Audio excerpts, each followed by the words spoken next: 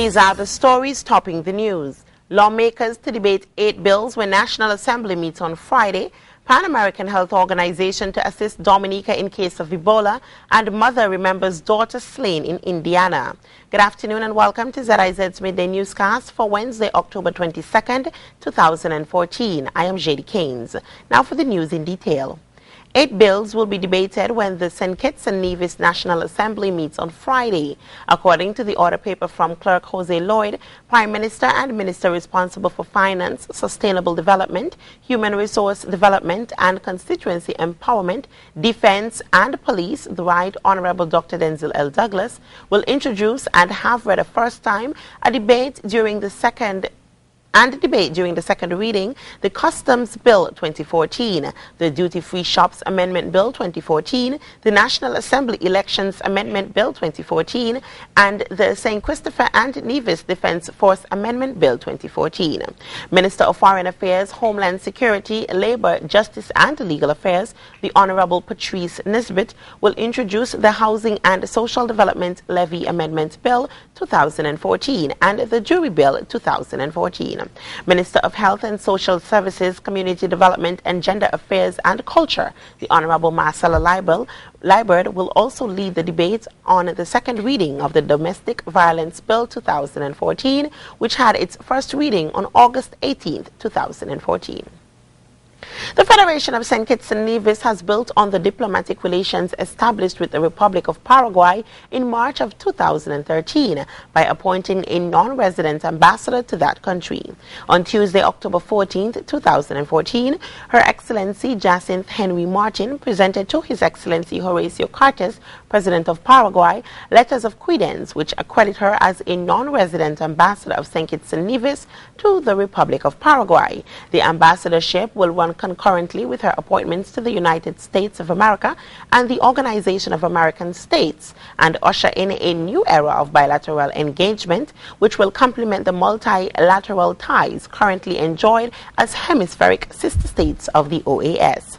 Meanwhile, Ambassador Henry Martin held talks with ministers and other high authorities of government on avenues of potential exchange and collaboration in identified sectors, and laid the groundwork for future engagement designed to construct and to implement mechanisms for results which would be mutually beneficial to both states.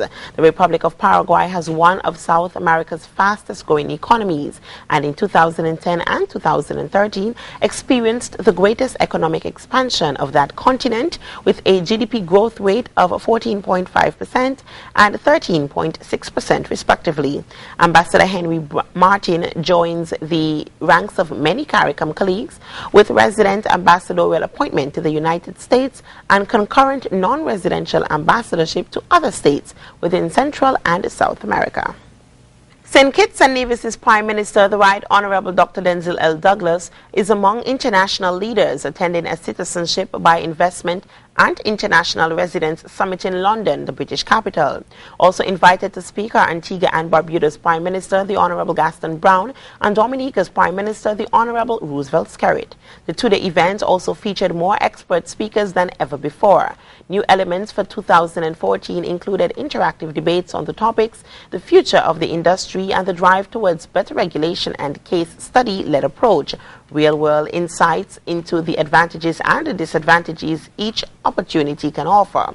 In his presentation on St. Kitts and Nevis, the organizers requested Prime Minister Douglas make a presentation on St. Kitts and Nevis, why investors continue to trust the oldest running Citizenship by Investment program, understanding the government's approach to maintaining the reputation and global appeal, and exploring the advantages of becoming a citizen, investigating investment opportunities on the island.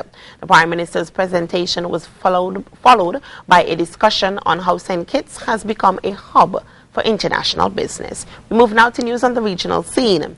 The Pan American Health Organization, PAHO, has offered to assist Dominica should the deadly Ebola virus surface on the island. This was disclosed by Health Minister Julius Timothy, who attended the recently concluded Organization of Eastern Caribbean States OECS Health Ministers meeting in St. Vincent and the Grenadines. Timothy said screening units for the disease are in place at the airport. According to the health minister, the OECS Secretariat has agreed to update all opposition parties in member states of the Ebola status.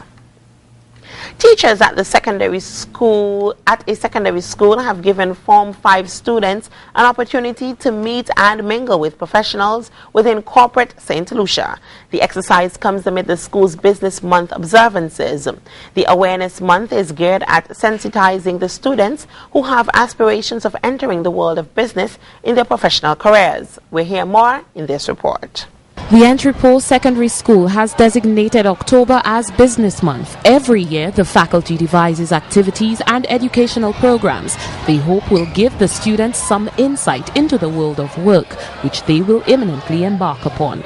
Teacher Kingsley Howell says a series of lectures facilitated by prominent members of the public and private sector will aid students in making decisions in their educational and professional careers. This is the first in a series of lectures that the students will be exposed to. We'll be inviting accountants to speak to the students as well as professionals in the various business designations.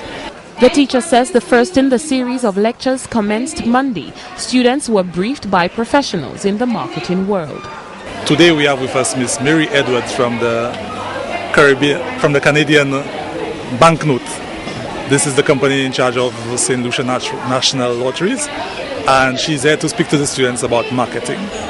Okay? As you know, marketing is an integral part of business studies. They'll not just be listening to us, but they'll be hearing from the professionals as to what is their experiences in their field. The students will meet several other experts in the fields of accounting, sales, and human resource. Jade Brown, HTS News Force. Internationally, the mother of a woman slain by suspected serial killer remembers a daughter who had lots of goals and dreams. Now, Africa Hardy's mother hopes the arrest of the murder suspect will help lead to more answers and closure for other families. Here's more. As investigators in Indiana search for more possible victims of a suspected serial killer, Lori Townsend looks back on the life her daughter dreamed of, but now cut short. She had a lot of goals and a lot of dreams. She wanted to go to school for nursing. She wanted to be a music engineer. She wanted to sing. She wanted to write. She just wanted to touch people. She wanted to help people. And I guess she has now. Townsend learned her daughter, Africa Hardy, came in contact with Darren Van through an online posting used to solicit sexual encounters. Van, a registered sex offender, was charged Monday in the strangulation death of the 19-year-old after her body was found in a motel bathtub in Hammond, Indiana on Friday. I'm grateful that my daughter, her death wasn't in vain, that it was the key to open up this door to find these other ladies so these other families can give closure. Authorities say Van confessed to strangling Hardy and later directed police to 6 more bodies and hinted at a killing spree over 2 decades. We want to acknowledge the fact that we are all very, very sorry that this happened in our city. We give condolences to the families and to anyone who have missing. Townsend can't help but question why police didn't do more to find the other women. What kind of investigation were they doing? Were they out looking for them? Were they just swept up under the rug?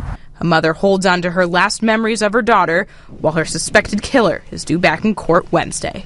Emily Roseman, The Associated Press. The UN and neighboring African countries have stepped up aid to help areas hit by the Ebola disease.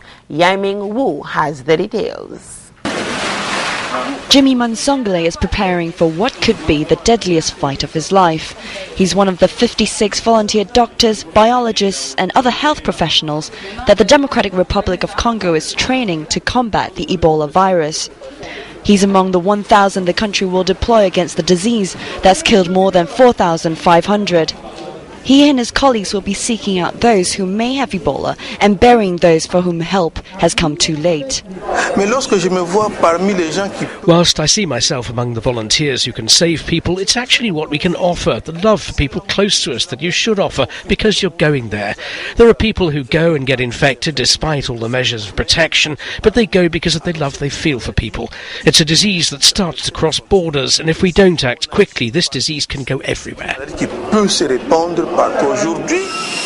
UN's World Food Programme has also stepped up aid to West African countries. In the Liberian capital, 4 treatment centres are being built. Thousands of tons of rice and corn are brought in, as the spread of Ebola has disrupted food trade. Aid workers say they hope they can prevent this health epidemic turning into a nutrition crisis. And now for the weather. Today we will see mostly sunny skies with temperatures reaching a high of 30 degrees and a low of 25 degrees. This evening will be partly cloudy along with some scattered showers. And that's it for ZIZ's Midday Newscast. Join us at 6:30 p.m. on radio and 7 p.m. on ZIZ Channel 5 when we present our major news package. I have been your presenter, JD Keynes. Have a great afternoon.